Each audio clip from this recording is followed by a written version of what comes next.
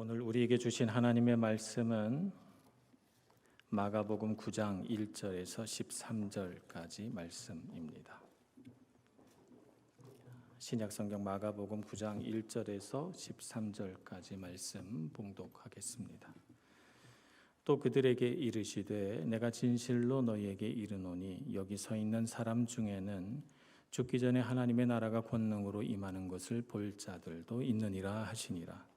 엿새 후에 예수께서 베드로와 야고보와 요한을 데리시고 따로 높은 산에 올라가셨더니 그들 앞에서 변형되사 그 옷이 광채가 나며 세상에서 빨래하는 자가 그렇게 희게 할 수 없을 만큼 매우 희어졌더라.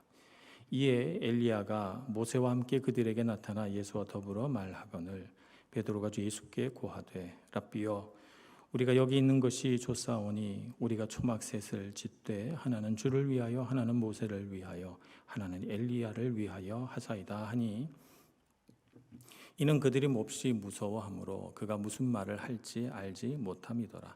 마침 구름이 와서 그들을 덮으며 구름 속에서 소리가 나되 이는 내 사랑하는 아들이니 너희는 그의 말을 들으라 하는지라.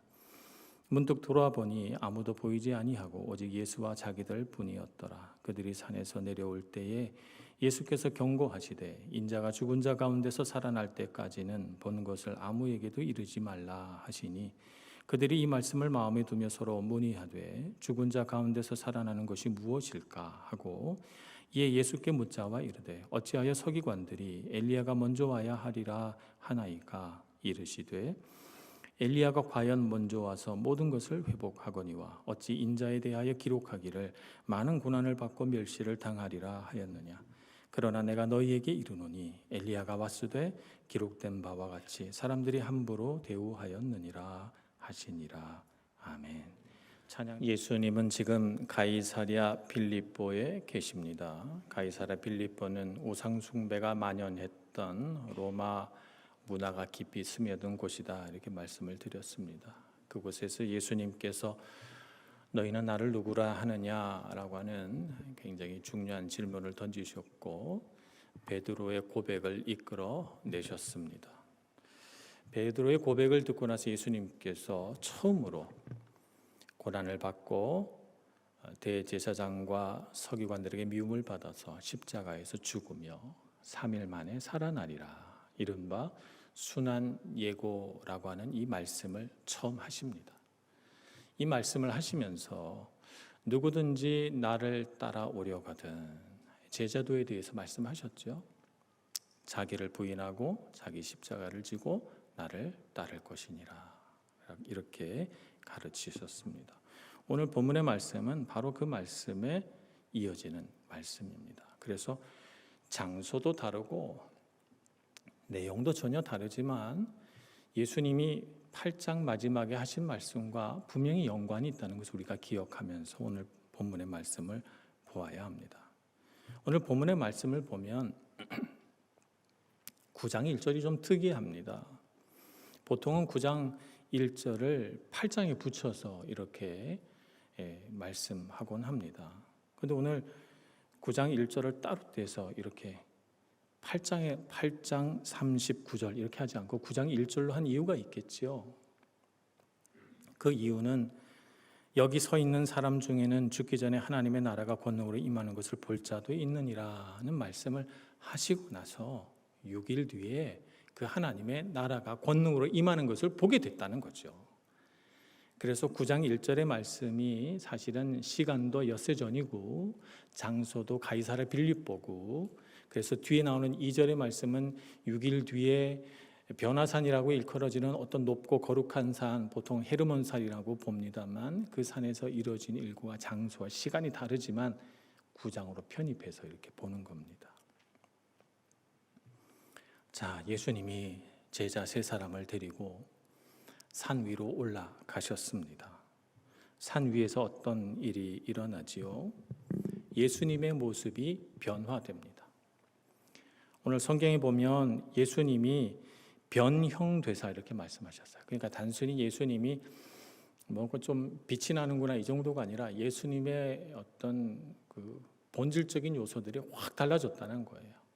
그래서 예수님의 얼굴과 몸에서 광채가 나고 영광이 가득해서 그래서 다들 깜짝 놀랍니다.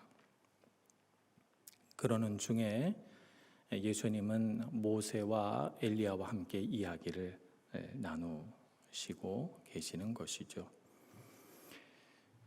자, 예수님의 그 영광스러운 모습, 제자 3명을 데리고 보여주시려고 이 산에 올라왔습니다.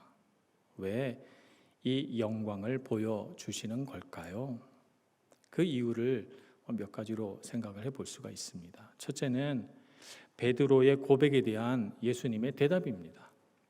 베드로가 예수님께 고백했잖아요. 주는 그리스도시요 살아계신 하나님의 아들이십니다. 그런데 예수님이 거기에 대해서 그렇다, 나는 그리스도다, 이렇게 명확하게 대답은 안 하셨어요.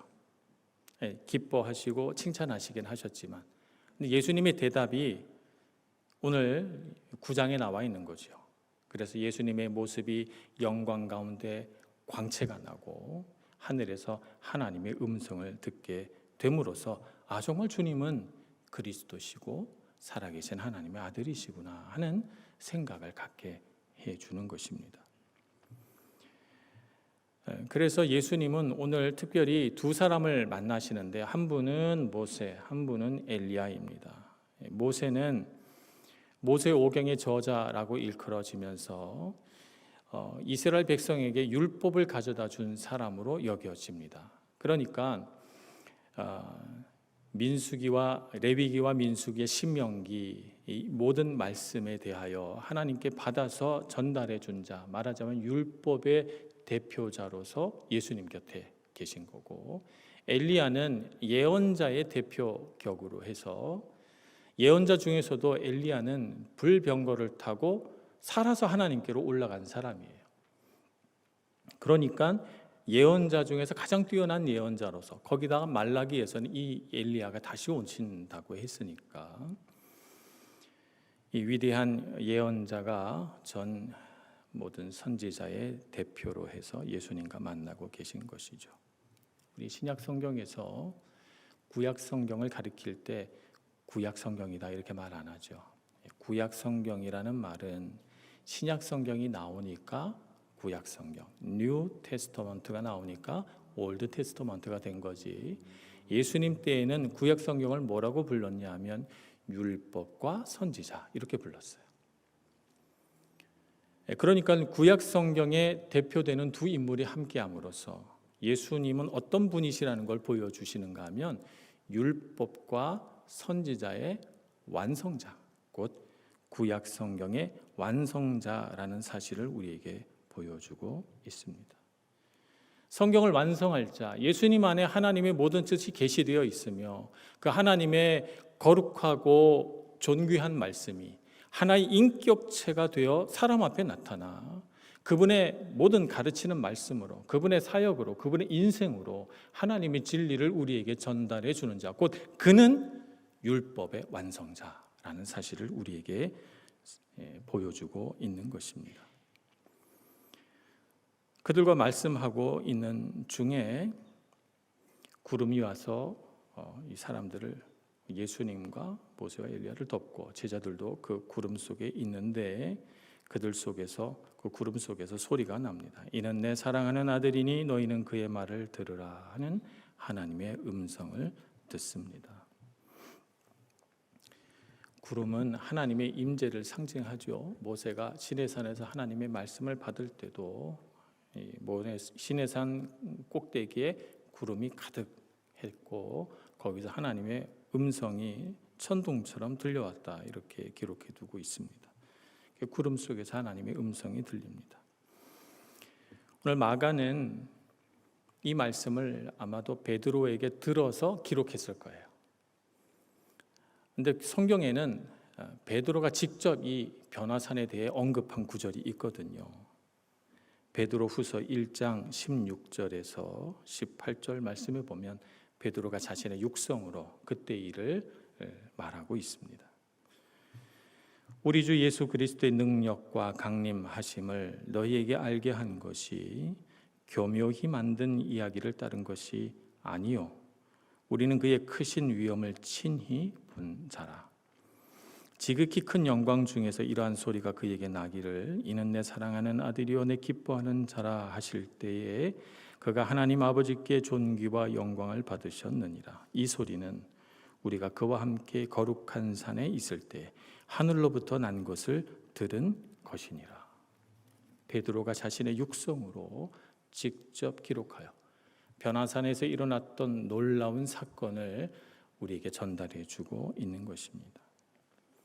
베드로의 증언을 통해서 이 일은 정말 역사적 사실이고 이 일을 통해서 베드로가 예수님을 어떻게 생각했을까? 정말 그리스도시구나, 정말 하나님의 아들이시구나 확신하게 되었으리라 우리는 분명히 알 수가 있습니다. 시간이 많이 흐르고 예수님의 죽음과 부활을 다 경험한 베드로에겐 이 변화산의 경험이 정말 자신의 마음을 뜨겁게 하는 소중한 기억이 되었으리라 믿는 것이죠. 오늘 여기서 하나님이 예수님을 어떻게 표현하셨는가? 두 가지로 표현하셨습니다. 이는 내 사랑하는 아들이요 내 기뻐하는 자라. 이 말씀은 예수님께서 세례를 받으실 때에도 들려주셨거든요. 마가복음 1장 11절에 보면 예수님이 세례받고 올라오실 때, 물에서 올라오실 때 너는 내 사랑하는 아들이라. 내가 너를 기뻐하노라. 이렇게 말씀하셨어요. 그러니까 예수님은 하나님께 사랑받는 아들이에요.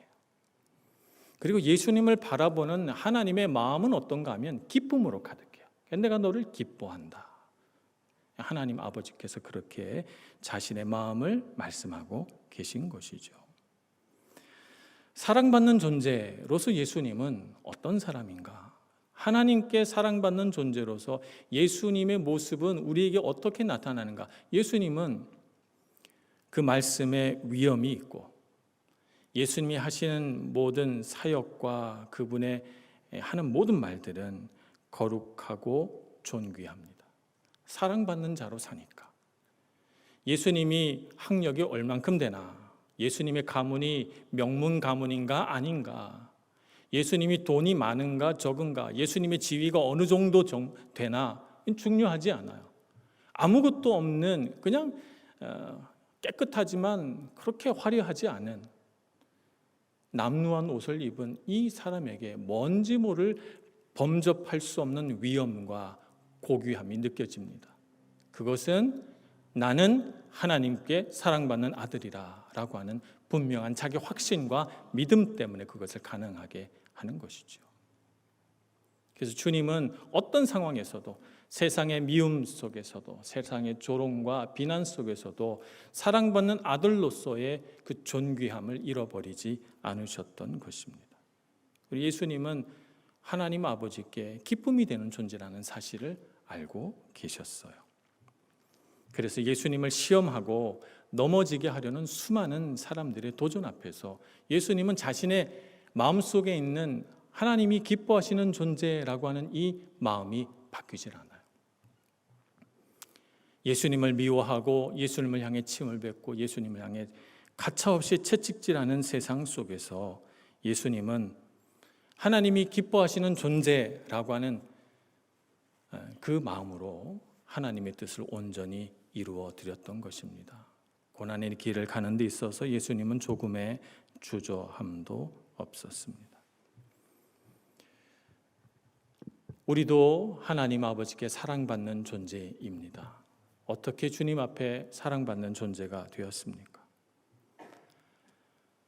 예수님을 향해 쏟아진 하나님의 사랑이 예수님을 향하여 내 기뻐하는 자라 말씀하시며 기쁨이 충만한 아버지의 마음이 예수님 안에 가득한데 예수님이 누구를 위해 죽으셨습니까? 우리를 위해 죽으셨어요. 이 귀한 아들, 사랑받는 아들이요 하나님이 기뻐하시는 사람이 우리를 위해 죽으셨단 말입니다. 그러니까 이 사랑하는 아들이 생명을 바친 그 존재에 대하여 하나님이 어찌 사랑하지 않을 수 있겠습니까? 예수님의 사랑 안에서 하나님의 사랑이 우리에게까지 와 닿은 것이죠. 그러니까 우리가 하나님 앞에 사랑받는 존재가 된 것은 피로 새긴 사랑이에요. 그냥 사랑한다 말로 한 사랑이 아니라 피로 새긴 사랑이라는 말입니다. 그래서 하나님은 예수님을 사랑하신 만큼 우리를 사랑하십니다.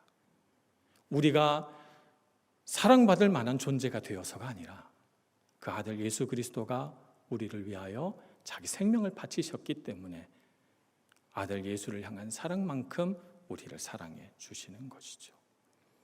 그러니 우리도 예수님을 향한 너는 내 사랑하는 아들이요 내 기뻐하는 자라라고 하는 이 말씀을 내 말씀으로 받아야 되겠습니다. 저와 여러분은 주님 앞에 사랑받는 자녀요 하나님의 기쁨이 되는 존재임을 믿습니다.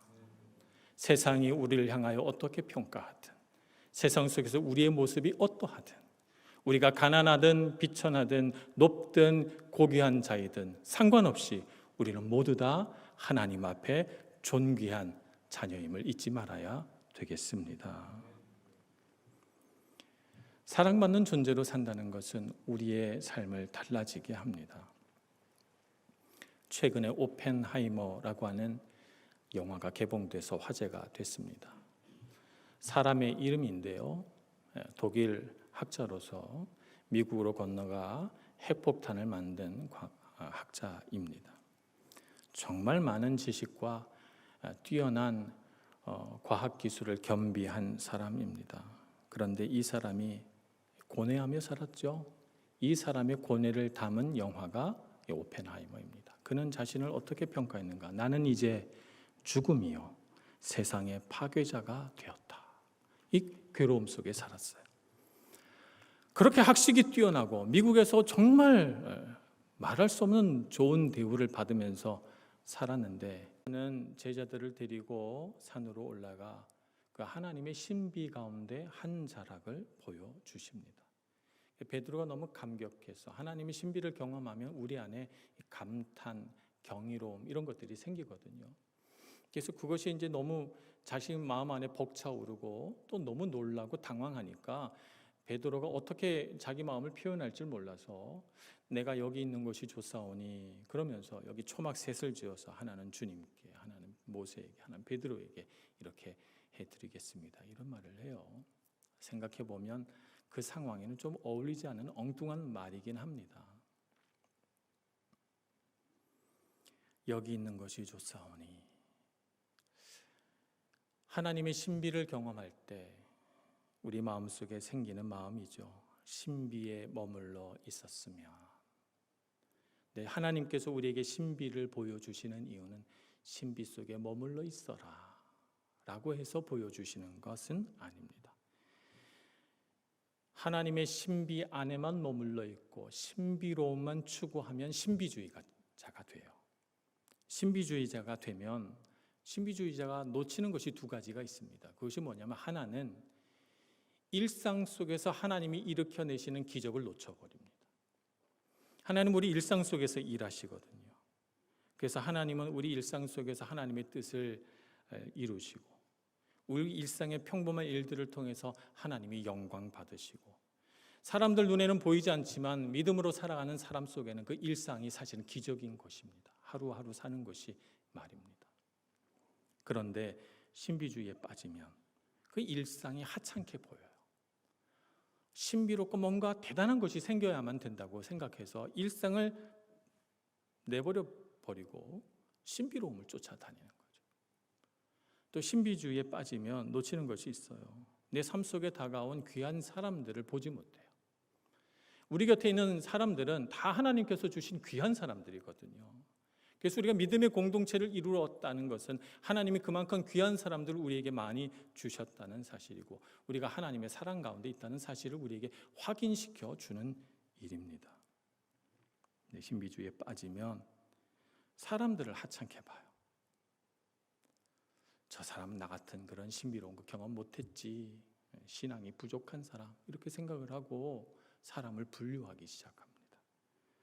그리고 이 공동체는 신령하지 않아 하고 공동체를 떠나게 돼요. 신비주의에 빠지면. 결국 신비주의는 이 두 가지를 놓칩니다. 일상에 일어나는 하나님의 기적과 공동체에 부어주신 하나님의 사랑을 놓쳐버리는 거죠. 주님께서 우리에게 신비로운 영적 체험을 경험하게 하시는 이유가 있습니다. 그 이유는 우리가 그 신비로운 영적 체험을 통해서 우리가 살아가야 할 곳, 우리가 발 디딘 곳에서 우리에게 다가오는 고난과 역경들을 넉넉히 이겨가도록 우리에게 신비로운 영적 체험을 주시는 거죠. 그 안에서 계속 살라고 주신 것이 아니라 변화산 위에서 하나님의 놀라운 음성을 듣고 예수님의 그 영광을 보았지만 내려가야 되는 거예요. 산을 내려가야 되는 거죠. 산을 내려가며 예수님은 제자들에게 당부합니다. 오늘 9절 말씀에 보면 인자가 죽은 자 가운데 살아날 때까지는 본 것을 아무에게도 이르지 말라라고 당부하십니다. 산을 내려가 일상의 삶 속에서 그 변화산에서 겪은 그 놀라운 신비를 간직하고 그것이 일상의 어떤 어려움이나 고난에 부딪혔을 때 그 영광이 그 고난을 이겨내게 하라는 것입니다.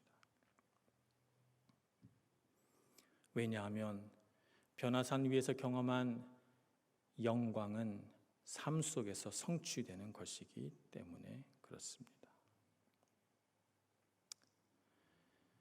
예수님은 이제 9장에서부터 예루살렘으로 가십니다. 예루살렘으로 가는 길은 싸움의 길이요, 도전의 길이요, 고난의 길이요, 죽음의 길입니다. 앞으로 예수님은 정말 많은 비난과 고난과 죽음을 경험하시겠지만 그 모든 과정은 예수님에게 영광을 주시기 위한 과정입니다. 고난의 길이기도 하면서 영광의 길이기도 합니다.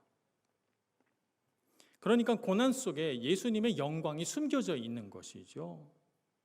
그래서 예수님께서 이 고난의 길 끝에 영광이 있는 줄 아시기 때문에 제자들에게 고난을 예고하시면서도 예수님의 마음이 슬프거나 괴롭지 않습니다. 그래서 그 끝에 고난 끝에 영광이 있다는 것을 보여주시고자 오늘 변화산에서 아름답게 변형되사 그 영광을 보여주고 있는 것입니다. 고난의 길을 다 걸은 후에 주님은 모든 이름 위에 뛰어난 이름이 되시고 모든 무릎이 예수님의 발 아래 꿇어 엎드리게 되고 모든 입으로 예수 그리스도를 주라 시인하여 하나님 앞에 영광 돌린다고 빌립보서는 기록하고 있습니다. 그러니 오늘 우리가 주님의 영광을 우리 마음속에 품고 살아가면 우리 삶 속에 고난 속에서도 영광이 예비되어 있는 줄로 믿습니다. 우리는 일상을 살면서 참 고난에 대해서 얘기 많이 해요. 십자가에 대해서 얘기 많이 합니다. 우리 삶의 문제에 대해서 얘기 많이 합니다. 이제 고난에 대해서는 입을 닫고 영광에 대하여 입을 열 때입니다. 이제는 고난에 대해서 그만 얘기하고 영광에 대해서 얘기합시다. 우리는 하나님의 영광을, 예수 그리스도의 영광을 얼만큼 경험했습니까? 얼만큼 압니까? 아니 여러분, 우리는 하나님의 영광을 갈망하는 마음이 있습니까? 너무 많이 고난에 대해서만 우리의 생각이 집중되어 있지는 않습니까? 우리가 고난 앞에서 드릴 기도는 이것입니다. 하나님 아버지, 이 고난을 당신의 선함과 당신의 영광을 위해 사용해 주옵소서. 우리 삶 속에 고난을 통하여 영광이 나타나도록 주님 앞에 기도해야 할 것입니다. 로마서 8장 18절에 이렇게 기록하고 있습니다. 생각하건대 현재의 고난은 장차 우리에게 나타날 영광과 비교할 수 없도다. 비교할 수 없는 줄로 믿습니다. 하나님의 영광을 위하여 살아가시고 우리 앞에 어떤 싸움과 역경이 있다 할지라도 묵묵히 예수님 쫓아 십자가의 길 한 걸음씩 따라가는 저와 여러분 되기를 간절히 소원합니다. 기도하겠습니다. 주님, 우리에게도 그날 그 변화산에서 일어났던 영광을 보여 주옵소서. 주님의 그 영광스러운 모습에 가슴이 떨리고 마음이 벅차올라 주님을 찬양하고 주님을 높이며 우리 삶에 어떤 고난과 어려움이 있다 하더라도 다 잊어버리고 그 고난 끝에 하나님의 영광 드러나는 줄 믿고 믿음으로 달려가는 저희들 되게 하여 주옵소서. 예수님의 옷자락 붙듭니다. 주님이 앞서 걸어가셨으니 주님 뒤따라 가겠습니다. 걸어가는 걸음걸음 주님 동행하여 주시고 우리에게도 믿음과 능력 허락하여 주옵소서. 예수님의 이름으로 기도합니다. 아멘.